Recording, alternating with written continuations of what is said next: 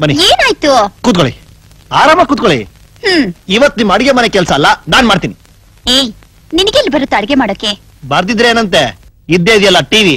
ಇವತ್ತು 1:15ಗೆ ಹೊಸ ರುಚಿ ಕಾರ್ಯಕ್ರಮದಲ್ಲಿ ಚಿಕನ್ 65 ಹೇಗ್ ಮಾಡುದು ಅಂತ ಹೇಳ್ಕೊಡ್ತಾರೆ. ಅದನ್ನ ಕೇಳಿ ಮಾಡ್ತೀನಿ ನೋಡಿ.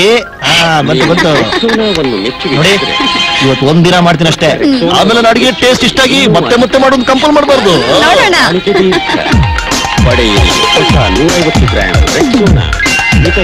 ದೂರದರ್ಶನ ಕೇಂದ್ರ ಬೆಂಗಳೂರು.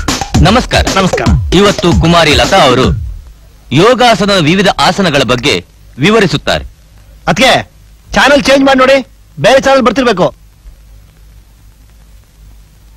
ಚಿಕನ್ ಮಸಾಲ ಮಾಡಲು ಬೇಕಾದ ಸಾಮಾನುಗಳು ತಯಾರಾಗಿವೆ ತಾನೆ? ತಯಾರಾಗಿವೆ. ಸಾಲ್ಟ್, ಪೆಪ್ಪರ್, ಶುಂಠಿ, ಈರುಳ್ಳಿ. ಗುಡ್. ಈಗ ಶುರು ಮಾಡೋಣ. ಶುರು ಮಾಡೋಣ. ಮೊದಲಿಗೆ 2 ಸ್ಪೂನ್ ತುಪ್ಪವನ್ನು ಫ್ರೈಯಿಂಗ್ ಪ್ಯಾನ್ ನಲ್ಲಿ ಹಾಕಿ. 2 ಈರುಳ್ಳಿಯನ್ನು ತೆಗೆದುಕೊಳ್ಳಿ. ಈರುಳ್ಳಿ ತಗೊಂಡೆ. ಒಂದು ಕಾಲಿನಲ್ಲಿ ನಿಂತುಕೊಳ್ಳಿ. 2 ಕೈಗಳನ್ನು ಮೇಲಕ್ಕೆ ಎತ್ತಿ. ಇದು ನಮ್ಮ ಪ್ರೋಗ್ರಾಂಗೆ ಬಹಳ ಮುಖ್ಯವಾದ ಅಂಶ.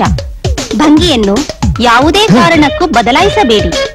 ಈಗ ಹಾಗೆ ಚಿಕನ್ ಅನ್ನು ತೆಗೆದುಕೊಳ್ಳಿ. ಚಿಕನ್ ಅನ್ನು ತೊಳೆದು ಕ್ಲೀನ್ ಆಗಿ ಇಟ್ಟಿದ್ದೀರಲ್ವೇ? ಚಿಕನ್ ಕಾಲುಗಳು ತುಂಬಾ ಟೇಸ್ಟಿ ಆಗಿರುತ್ತವೆ. ಅದೇ ಚಿಕನ್ನಿನ speciality.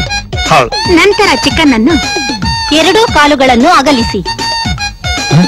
Take a deep breath. ಮೆತ್ತಗೆ ಉಸಿರನ್ನು ಹೊರಗೆ ಬಿಡಿ. ಈಗ ಚಿಕನ್ ಅನ್ನು ಪಕ್ಕದಲ್ಲಿ ಇಡಿ.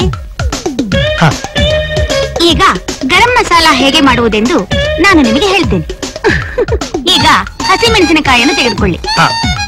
ಬಾಯನ್ನು ತೆಗೆಯಿರಿ. ನಾಲಿಗೆಯನ್ನು ಹೊರಗೆ ಹಾಕಿ. ಹಸಿರು ಮೆಣಸಿನಕಾಯಿಯನ್ನು ಒಳಗೆ ಇಡಿ. ಮುಚ್ಚಿ. ಯಾವುದೇ ಕಾರಣಕ್ಕೂ ಪೊಸಿಷನ್ ಬದಲಾಯಿಸಬೇಡಿ.